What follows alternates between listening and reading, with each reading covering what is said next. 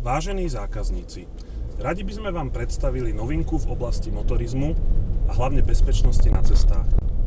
Jedná sa o tzv.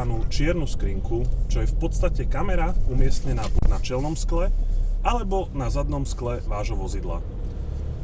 Toto zariadenie pracuje pod 140 stupňovým uhlom, cez deň aj v noci, disponuje 5 megapixelovou optikou a pracuje v HD rozlíšení.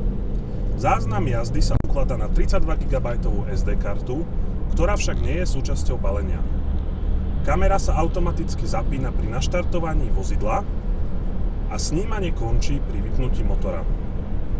Toto zariadenie perfektne slúži ako dôkaz pri nehodách či akomkoľvek incidente na cestách. V prípade akýchkoľvek otázok nás spokojne kontaktujte, radi ich zodpovieme. Želáme vám mnoho úspešných kilometrov bez nehody